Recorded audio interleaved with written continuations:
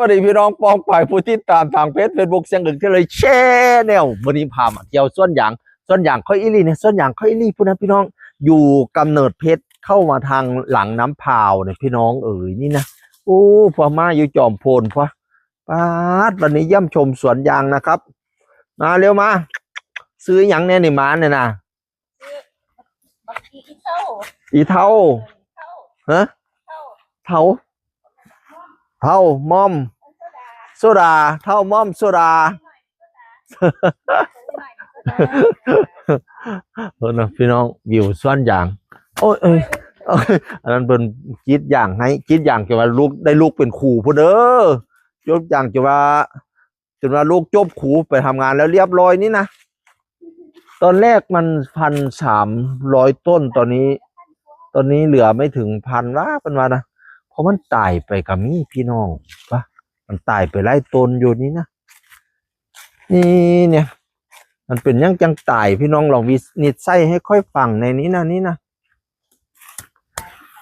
มันกรีดมาตั้งแต่ปี54นี่นะ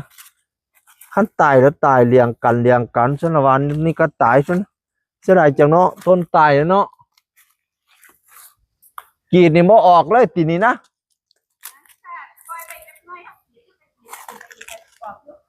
ร้อยจังหน่อยตีรอมันพักไว้ก่อนเนาะคุณได้กรีดกับสิกรีดโอ้มันเปียกแตกไว้ข้างหน้ายางตายนึ่งนะยางแห้งตีเฮินวานะพี่น้องนี่นะคุณนะตายเรียนกันตายหลายต้นมากเลยพี่น้องเราจะแก้ไขปัญหาอย่างไรดีโอ้อันนี้ก็กรีดตีเนี้ยนะออกป่ะนี่นะอุ้ยออกอยู่ด้วยล่ะ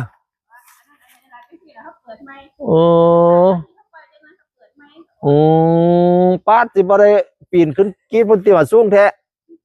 เฮ็ดซะไรนะต่อดามมีดเอาตีมันสูงพี่น้องยับมามองในตากล้องเห็นบอลนี่นะคุณนะมองนี่มันตาย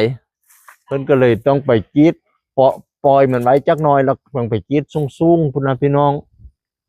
ไล่ออกดีจังปะปะเต็มโป้งละมาเที่ยวสวนยางพี่น้องนี่นะอันนี้ก็ตายคือกันตายแล้วก็พักไว้จักปี2 ปีแล้วก็มาเปิดใหม่เปิดใหม่ต้นนี้พอปั่นได้นี่นะพี่น้องกรีดแต่ปี54จนว่าลูกเราจบครูแล้วชอบได้บรรจุได้เป็นครูแล้วนี่นะคันบ่ตายก็ออกดีแล้วนี่นะคันตายแล้วตายเรียนกันว่าซั่นว่านะปะ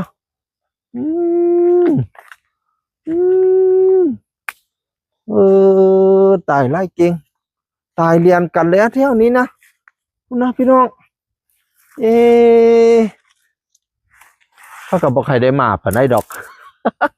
โดนมาเที่ยวนึงเนี่ยถนนเส้นนี้จะไปทะลุวัดถ้ำพญานาคครับผมนี่ไปวัดถ้ำพญานาคแล้วก็ทะลุน้ำพาวก็ได้ถนนเส้นนี้นะถนนดีมากนะออกไปนิดเดียวก็จะทะลุอย่างอันที่สนามแข่งรถเพลินนะพี่น้องนี่นะออกไปน้อยเดียวนึงก่อนนี้นะอย่าเฮาลูกพี่อย่าเฮาลูกพี่อย่าเฮานะพี่น้องงามจังเด้อเป็นน้องอองเนาะบ่มีหญ้าจักนิดเลยนี่นะ